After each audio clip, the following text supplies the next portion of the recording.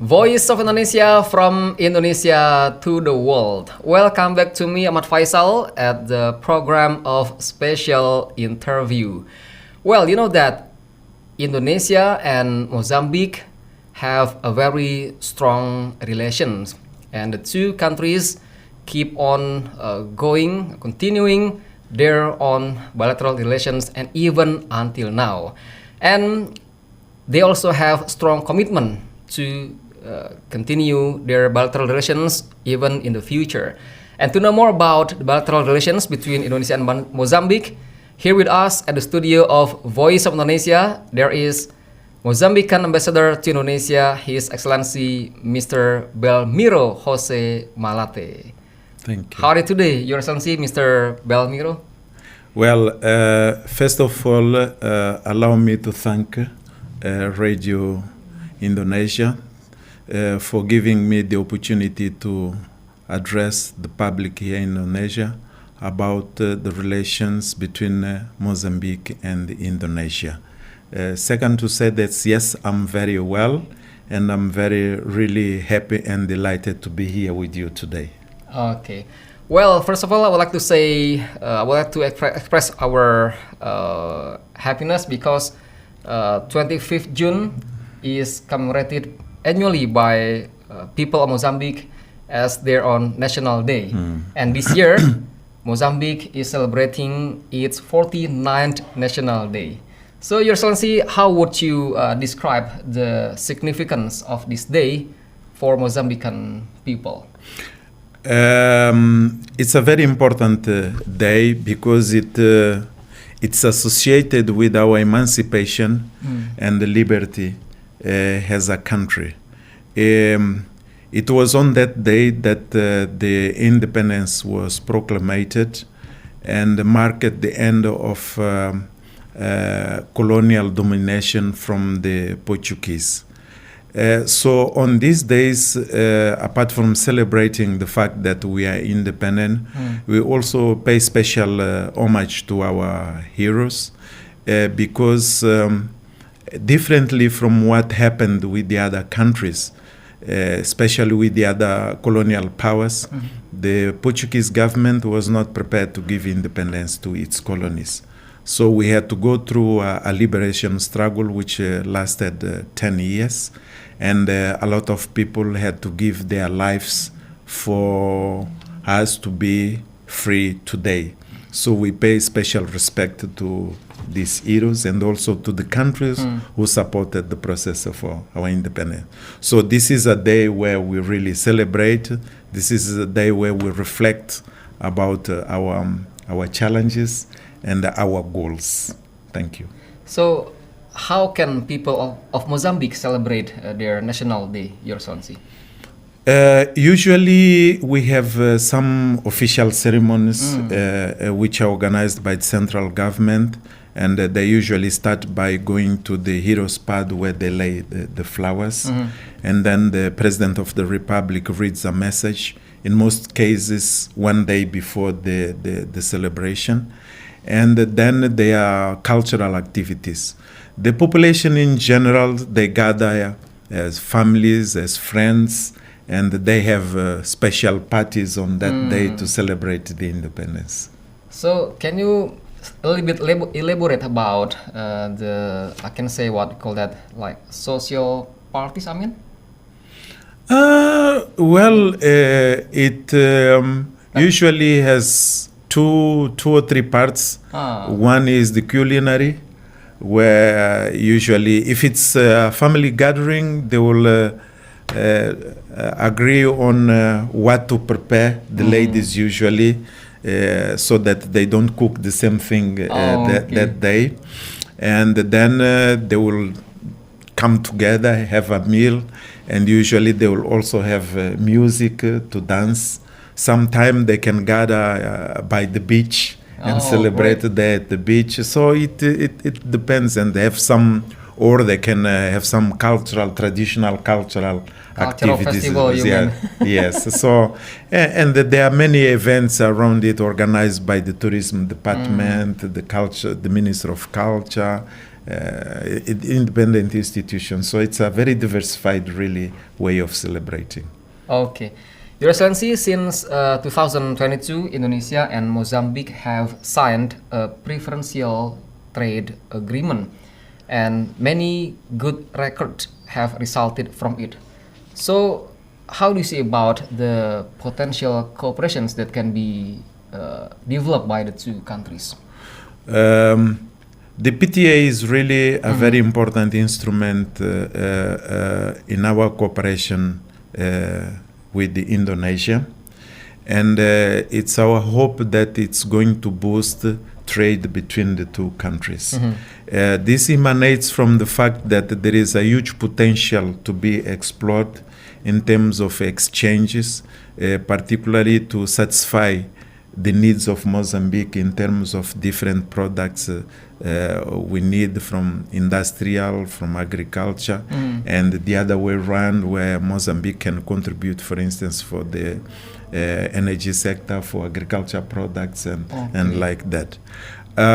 We see the PTA also has an instrument that is going to create opportunities for investment. In a sense that as the business community do the trade, they will identify opportunities for investment in both areas. So it's going to contribute for that. Yes. So what kind of investment, Your Excellency? Is it also related to maybe oil and gas management, maybe? Not only that. Not only that. Yeah. It will be more, focused on areas like agriculture. Areas agro-processing, fisheries, also in the area of mining beneficiation and things like that. Yeah. So it's not only just on the sector of energy. Yeah, it seems that we still focus on economy, right? And also. Yes. The economy is one of our priorities in terms of trying to move from a developing country to a high-income country. And as you know, one of the challenges we have is lack of capital, and we need to cooperate with other countries who can assist us in that, through their investments, do it public, do it private, be it public or be it private, to invest in the sectors which we consider important to develop in the country. Okay, well, last year, President Joko Widodo visited Mozambique and met President Philip Nyusi. Yes. And you were among those who attended the meeting. So how do you see that meeting as a sign of strengthening Indonesia and Mozambique relations? Well, it was a very important visit, especially because it was the first visit of a president of Indonesia to Mozambique. The first time? Yes. We have never had a visit of a president of Indonesia to Mozambique. So that has really contributed a lot to boost the political relations between the two countries.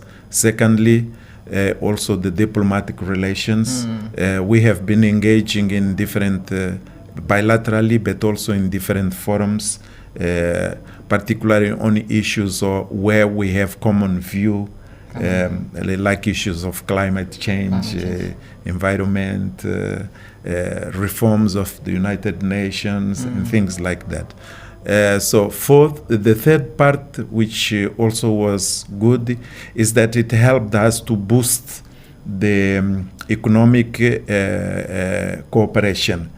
And during the visit, the two presidents agreed to create a task force. Task force? Yes.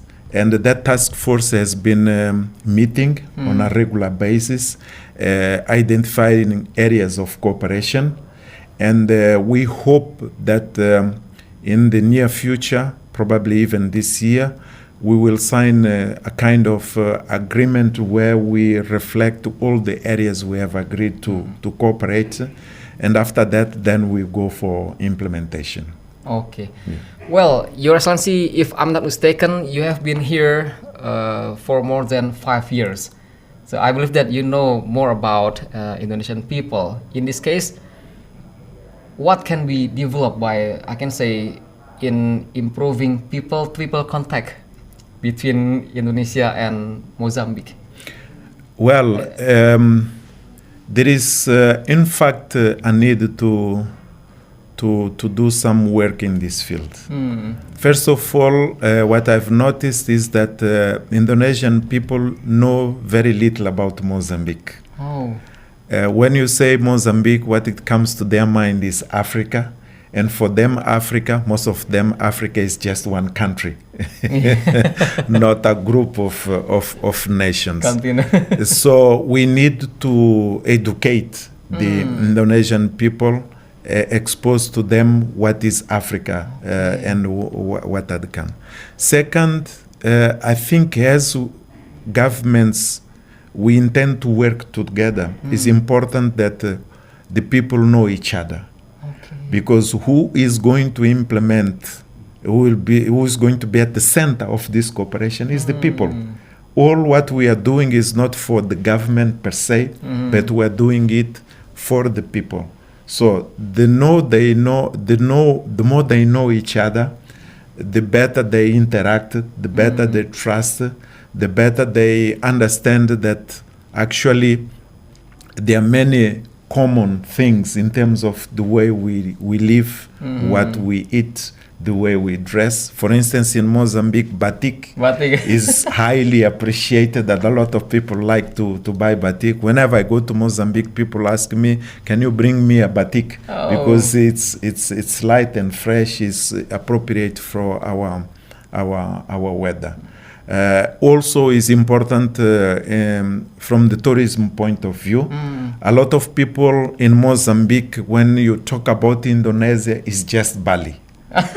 So we have to take them beyond Bali, so that they can appreciate what Indonesia is, the cultural diversity, understand more about the people. So it's very important really for us to promote this exchange people to people. So maybe are there some effort that the government of Mozambique and also cooperate continuously with the Indonesian government in order to promote about, I can say maybe like tourism destination in Mozambique, so that Indonesian people can go there? We have not done a lot of work in terms of concrete actions. Okay. But it's in our agenda to do that. So I believe during the discussions we're having in the context of the task force, we will do our best to identify the best modalities to do that. Yes. So, Your Excellency, actually, you have been here for more than 5 years. Can you a little bit speak Indonesian language, maybe? Maybe 2 or 3 words, maybe. What you know? Well, I know how to greet. Okay. I know how to ask, how are you, apa kabar? Great. A few words, yeah. I know, but no, not very much. Okay. So what about Indonesian traditional foods? Have you already tried, maybe? Yes, I have tried many. I'm not very familiar with all the names. Do you know nasi goreng, maybe? But nasi goreng, we know. The oxtail soup is very is one of the dishes I enjoy very much. But basically, the way the Indonesians eat is in many aspects similar to Mozambique. So we like grilled food. You like grilled the satés. Yes, you know? yes. So the difference is, so we like grilled food, and we also, most of our culinary in many places is based on cereal which in our case is white corn. That's the staple corn. food in Mozambique, and then curries based on fish, vegetable, things like that. So there are a lot of similarities. The only thing is that the Indonesian food is a little bit more spice. Yes, spicy. Yes. But the rest, yes, is very good, and we really enjoy it. Oh, okay. So you also like the spicy food, yes? Not very Not much. really. So when I ask, I always tell them less spices. Your Excellency, actually, what is the name of the traditional food in Mozambique that really well known in Indonesian people there? What is that? Well, Mozambique is famous for the seafood. Seafood. Yes, the particularly the shrimps we produce in Mozambique. Shrimp. Yes, are very famous all over the world. It's one of our main exports, and one of the delicacies in our cuisine. The other one is which is similar to what happens in Indonesia, which is Zambezi chicken. Zambezi chicken is prepared based on coconut milk. With coconut milk? Yeah, with coconut milk, and is grilled. And some years back was considered one of the 10 best chickens in the world. Wow, 10 best chicken in the world? Yes. Zambian chicken, is very famous. The other one which is very famous is matapa. Matapa. Yeah, matapa is the leaves of cassava. Cassava. Leaves. Mix. Yeah, cassava leaves which we pound. Oh, you pound? We pound them so that they become kind of jelly, sort of, and then we mix it with the peanuts milk. Coconut milk and some crabs. Crabs, okay. Yeah. So it is one of the delicacies of Mozambican food. Wow. But there are many others. But these three are some of the most famous. The favorite one. Yes. Well, Your Excellency, actually, what is the name of, I can say, the famous tourism destinations that many people in the world know in Mozambique actually? There are two areas, depending on what you like to do. If you like safari, the famous place is Gorongosa National Park. National Park. Yeah, where you can see basically all the most famous animals in Africa, like the lion, the leopard, the buffalo, the hippo, the giraffes. Is very diversified. That's national park. National Park of Gorongosa. If we talk about people who like to go to the beaches, one of the famous places now is Vilanculos in the actually is the south north. Yeah, because I'm saying south is southern part of Mozambique, but in the north of Inhambane province. Oh, different, still one country, right? One province. One province. Simple, yeah. And there we have three very famous islands, which host very important tourist hotels, and is one of the preferred destinations for people who go to Mozambique.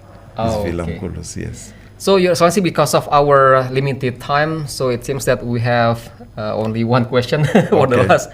Indonesia will have new president and vice president this October 2024.